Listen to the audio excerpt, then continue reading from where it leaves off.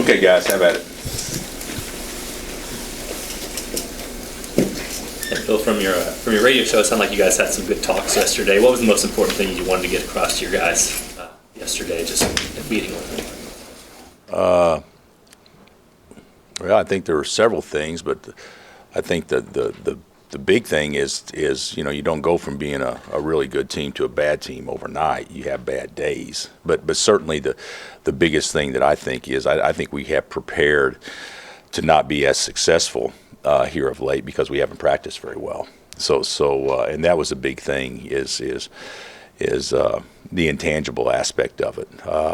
You're never going to look good on what you run or whatever if you don't have energy and certain intangibles, and we like against Oklahoma State, it was I know people may not disagree, it was much better than West Virginia.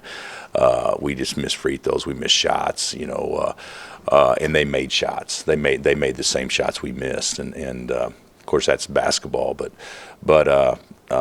there's a lot of things that we got to tighten up and paying attention to detail and liking playing together. That we did so well early on, but I feel like the ball's sticking a little bit now. We're not sharing it quite as well as we did earlier.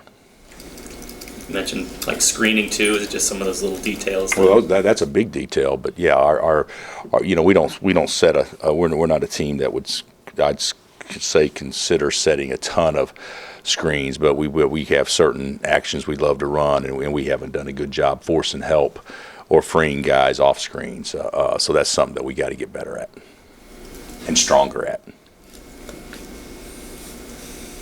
I'm wondering about just the characteristic of the Big 12 this season. Besides Buddy, there doesn't seem to be a real surefire, next level pro, but there's a lot of good players. Yeah. And a lot of good juniors and seniors in this league. It makes it a little bit different than what we've seen in past years. I think so. You go back to our league and with the Durants and the Beasleys and the Griffins and the Wiggins and the Embiids, and I mean where you look at guys and you say, well, they're for sure going to be successful later on. I don't know that you can positively say that about all our guys in our league, but I think we'll have a lot of guys in our league make rosters, which. And a lot of times, better ball translates to experience, and I do think there's been some better games this year, in large part because you're playing with upperclassmen. Like Texas positively has a pro, and they probably have multiple pros that are just young, but they positively have one. Oklahoma State positively has one. He's just young. Iowa State, is of course, George is probably as tough a matchup as there is, but people that I visit with think that Morris could be as good as any true point guard in the country. So and there's other players like this, but you don't have the with the exception of Buddy this year, you don't, and possibly George. George has had a great year, but you don't have those guys you look at and say, first team All-American, National Player of the Year, but you have a lot of guys that I think are guys that actually produce more than with the exception of the Durants, Beasleys, Griffins or whatnot, produce more than the majority of those one and done type kids. Does that create a situation where you're going to have teams closer together in ability and maybe a little bunched more so? Yeah, I think so. I also think this. We can say what we want to and the reasons for it, but you've got. It seems like to me everybody in our league has gotten better. I mean, the standard's been set pretty high, but everybody's gotten better. That's one thing that I think is going to make it very difficult for whoever wins the league, is that you're going to have to go through, every game. I mean, every game is going to be a war, but the reality of it is you've got 6 teams in our league that can win the league. I mean, not go to the NCAA tournament, win the league. And you may have more than that, but I'm talking about, if you get off to a rough start, sometimes it's hard to overcome that. But I mean, there's no, how many leagues in the country, 60% of the teams in the league, you could go to Las Vegas right now, and there would be people that would be wagering on them to win the league. So I think that's very unique that you have this much top-heavy teams. I remember when was it 89 or 90 when OU, Kansas, and Missouri were ranked 1, 2, and 3 and flip-flopped. Was it 90? But it was a top-heavy league. There wasn't as much, as much power in the other spots. I mean, this year it's ridiculous. I mean, and then you see K-State, our first-place team, could have easily lost last night at home to K-State. I mean, K-State played their tails off and could have won that game. And then you see a team that obviously handled us easily, and you got the team that we play on Saturday go out there and, don't make it look easy. I'm not saying that at all, but control the game from start to finish. So it's going to be a wild year, probably wilder than it's ever been, I would think. I don't know how much you watched when they had Ridley, but how have they adjusted without him? Well, Cameron was having a great year. I think they're they're obviously playing a little smaller. They still have two bigs, that they throw out that they throw at you that are legitimate fives. So instead of having three, now they have two. eBay's as good a defensive presence as we have in our league, and then they're playing. Although Lambert is a big guy, but they play small with him because he shoots so many threes, and Mack is a guy that comes in and is smaller, and he's a perimeter player playing the four. So I do think in some ways when you play with a stretch four, you become harder to guard. And although Texas was doing that with Cameron also, but I do think it'll make it harder to guard. But the other thing is defensively, they picked up their pressure, because eBay can get out there and trap ball screens and do a lot of things that maybe Cameron wasn't quite as good at. Bill, have you seen any common themes with your defensive performances the last few games? Is there any specific breakdowns or things that you haven't liked?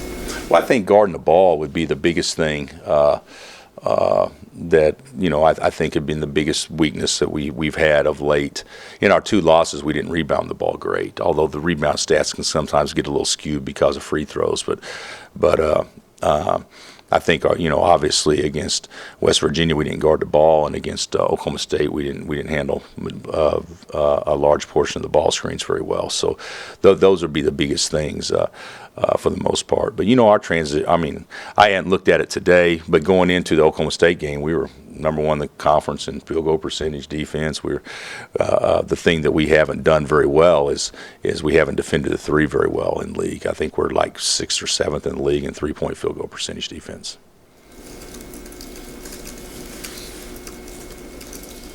Hey, Bill, a couple weeks ago, I think you'd mentioned that maybe Texas was kind of the sleeping giant, so to speak, in this thing. What was it back then that you kind of saw that maybe they're doing now? Players, athletes. We talk about teams that are athletic. They may have the best athlete in college basketball in Roach. He may be as good an athlete as there is in college basketball for his size. Taylor's a jet. I think Felix has had a great year too. I think he's making shots and been a calming influence for them. But they're athletic and they're aggressive, and they have a rim protector, and I think they have the pieces to really make a serious dent in this thing. But I think every coach in our league thought that before the season started too. No question that they've gotten great pieces. How has Shaka put his imprint on this? I'm not there every day, but I would say from my standpoint, vantage point watching, they enjoy playing for him. I think they play very, very hard. I think they're one thing that they've done a ton of that's a little different than Rick. Rick switched defenses, but not to the extent that Shaka does. Shaka, they'll switch all the time on doing things differently on. Down ball screens, and then the next time out they're trapping all ball screens, or they do a good job of keeping you off balance, and certainly pressure more. They're pressuring more now in the full court. But to me, putting your handprint on it is more from a personality standpoint and a recruiting standpoint, and from what everybody tells me, he's well liked in the state, and the staff works hard, and it's definitely a very positive feel from what I hear.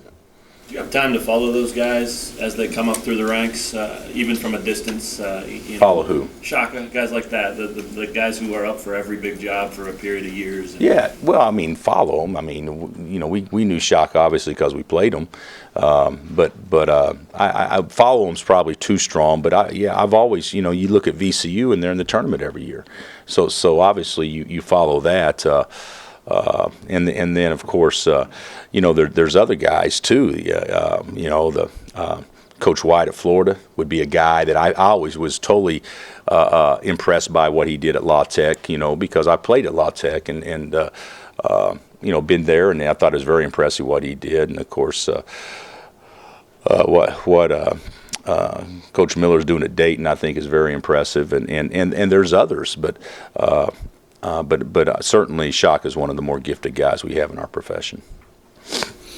Bill, you said the other night that Frank is healthy and maybe he's a little sore, but is he the type of guy that if he was battling something, he might not even tell you just because it's sort of his personality? No. Well, I would hope that he would, but the reality is that he wouldn't. I mean, now if he's got an injury, yeah, that would be a different deal. He'd get with Bill and they'd work on that. But as far as something, you know, bothering him or feels tired or whatnot, no, he would never say a word. I'm fine, Coach. You know, that's just kind of how Frank is. Do you feel like he's nothing serious bothering him the last couple of weeks? I don't feel like he's played since the OU game. I don't feel like he's played with near the energy that he did in that particular game. I mean, you know, we talked about that. Yeah, he totally gave himself up for us that particular night, and since then, it almost seems like he's been worn out a little bit from that. And I don't know if that's true or not. It could be a coincidence, but you know, he's got to. You know, he's got to get it back, but can't put it on Frank. I mean, I think the whole team looks that way. I think we look pretty lethargic right now. I think we did look lethargic right now. I think moving forward, I'm very positive. I think we're you know, addressing those issues, and we'll be much better moving forward. Are some teams, maybe it's unfair to look at it from the outside, but are some teams better body language teams than others? When you say this group is not a great body language team? Well, I don't think it ever has been. I don't think this, but Frank's, you know, watch Frank in introductions. You know, he's sometimes I think you got to nudge him to wake him up to get him out there. You know, Perry's not exactly Mr. Personality when you talk about showing emotion like that, and you know, Wayne's got some of that in him, but the reality of it is that's not who we are. That's not for the most part who we are. But when we are that way, which we have been that way, it's amazing how it picks everybody else up. It's contagious. And so, you know, we talk about that and showing emotion and that kind of stuff. I heard somebody text me and said, "Hey, your guys act like they don't care." That's the biggest crock of bull ever. I mean, just they care a lot. But I think sometimes stress and things like that keep you from probably being the way that you want to be all the time.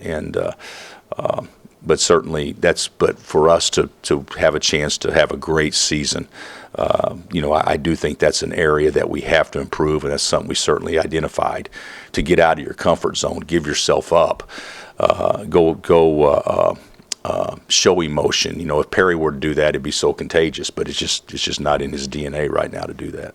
You said you're encouraged it's going to get better. I guess why are you encouraged? Because it's a new day. I felt pretty good with our guys after we talked to them yesterday. You know, the thing about it is, and you guys know this, did the Chiefs did they get off to a bad start? I can't remember, okay? And I'm sure there are a lot of people saying it's over. I remember one of the media people last year saying the Royals were the biggest disappointments ever, and it's ruined his life, his adult life, because they haven't done anything. And I looked at the standings, and they were 21-22. Okay, and I'm thinking, this is a real journalist? Not present, by the way. And they go on to the World Series. Everybody goes through funks like this. I mean, Royals won the World Series. Didn't they have a crappy end of August and early September? I mean, that's what happens in sports. And you can go through it.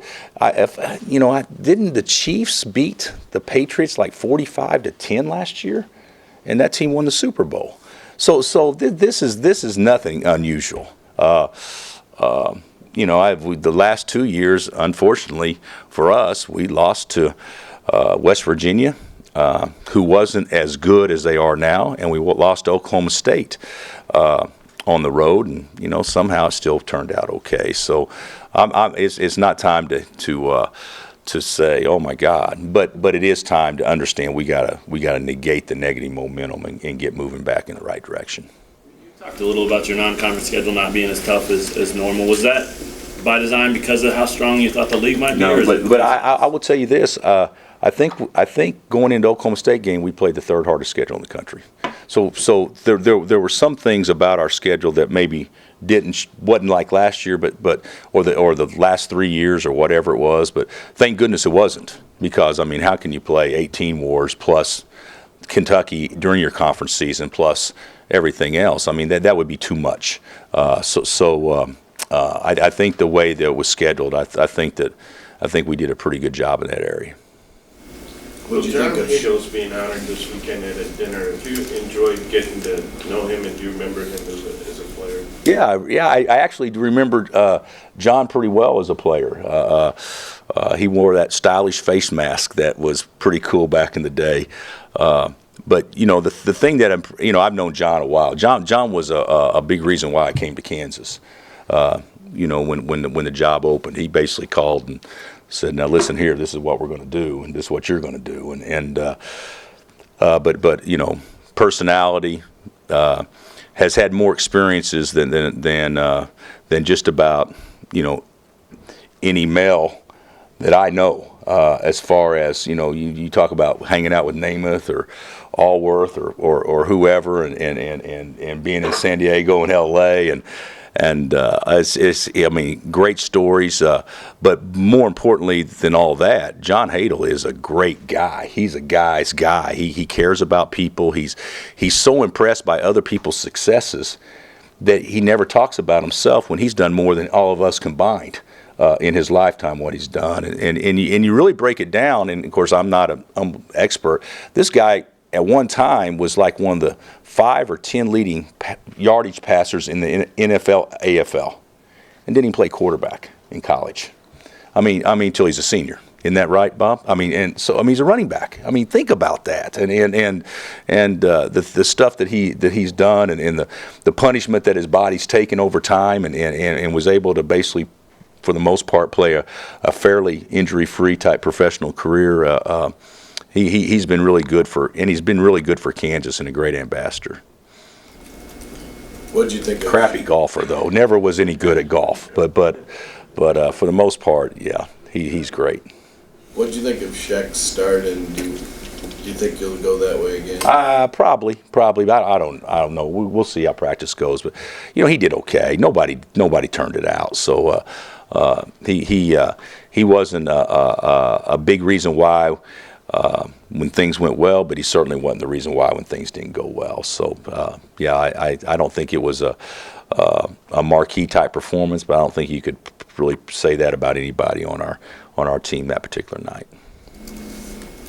When you look at your last couple losses, how much does just like missing some bunnies inside kind of kill momentum, and that's a little harder when you're on the road to overcome? Yeah, I think so. I think we missed some against Oklahoma State. That's not the reason why we lost, but we did miss some. I think something that's really hurt us in both those occasions is we shot free throws horribly.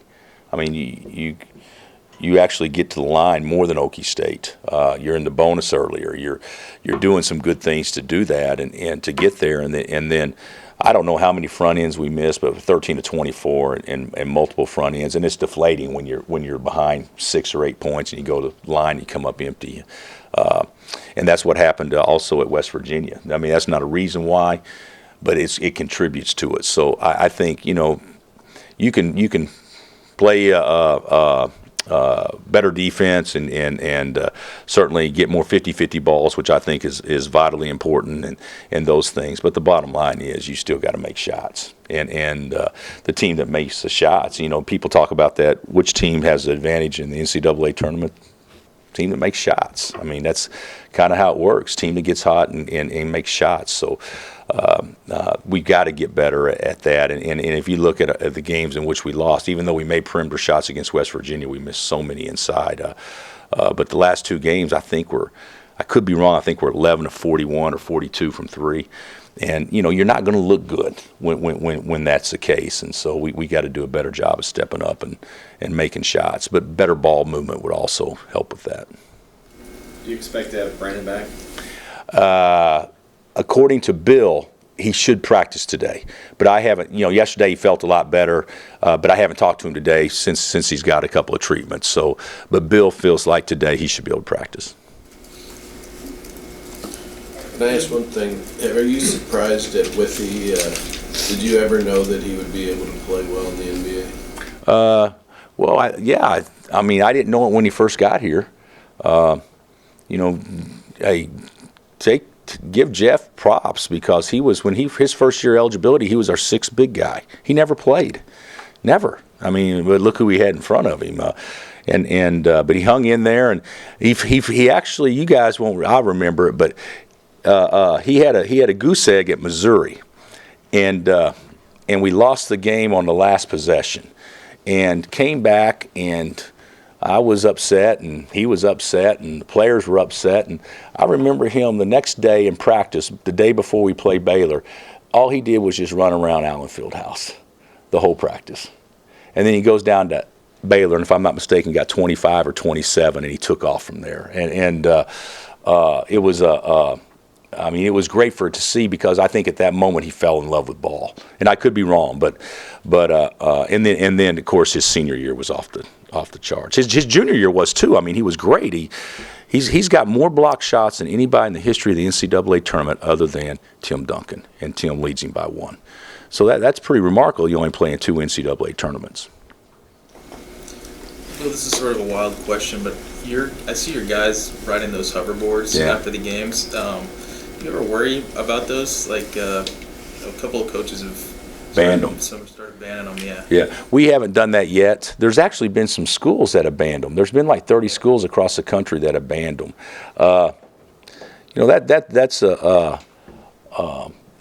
sometimes I don't know if you want to have a lot of rules that you can't really monitor all the time. But we do have rules like nothing in the McCarthy Hall, things like that, down on the first floor. But we do not have rules about them using them here, and maybe that will be something that transpires. We talk about Frank's fatigue, so good gosh, we're helping him out. It's basically strategy to keep our guys more rested. Have you ever ridden one? I got on one. I don't know if you call it ride when you're doing that, but I actually did get on one to see what it was like, and I was pretty nervous getting off of it. I think getting on it's the easy part. Getting off of it's where you could really mess yourself up. Anything else?